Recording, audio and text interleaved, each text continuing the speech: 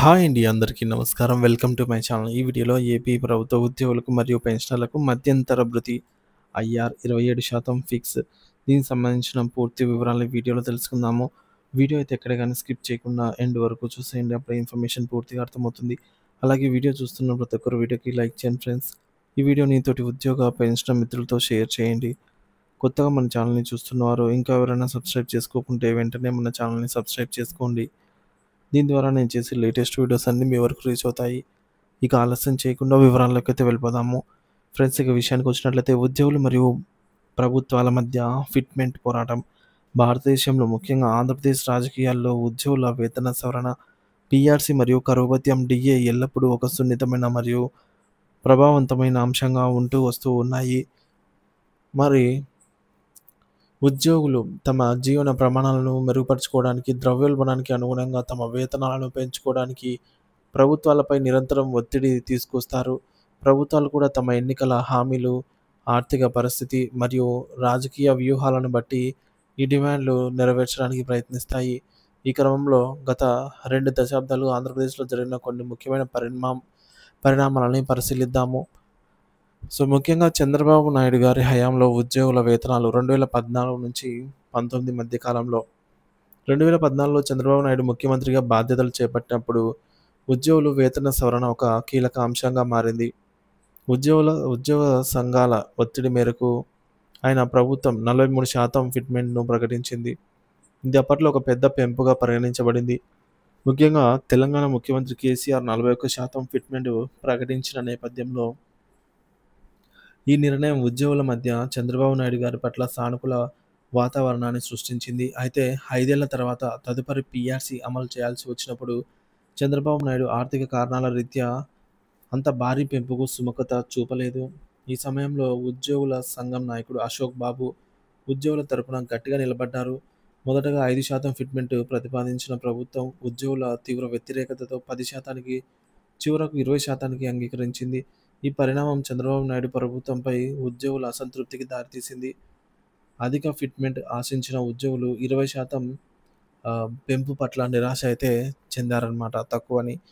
YS Jaganmohan Reddy హయాంలో ఉద్యోగుల వేతనాలు 2019-2024 మధ్య కాలంలో 2019 ఎన్నికల ముందు వైఎస్ జగన్మోహన్ రెడ్డి ముఖ్యమంత్రిగా పవర్‌లోకైతే వస్తే 27% మధ్యంతర భృతి ఇస్తానని హామీ ఇచ్చారు.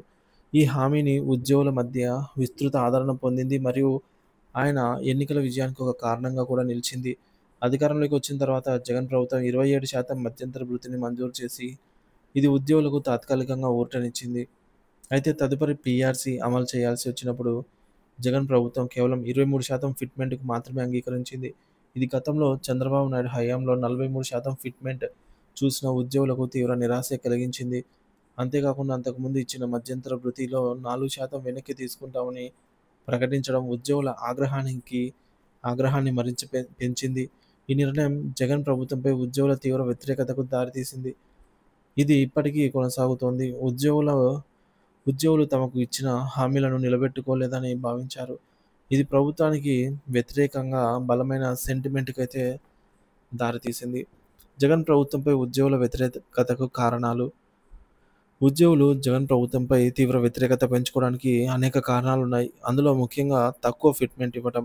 గతంలో 43% ఫిట్మెంట్ చూసిన ఉద్యోగులు ఇప్పుడు 23% ఫిట్మెంట్ పెంపును అంత సంతృప్తిగా అనిపించలేదు వారికి. అసంతృప్తిగానే ఉన్నారు. ఇకపోతే రెండవది 4% వెనక్కి తీసుకోవడము. ఇచ్చిన హామీలను వెనక్కి తీసుకోవడం ఉద్యోగుల విశ్వాసాన్నయితే దెబ్బతీసింది.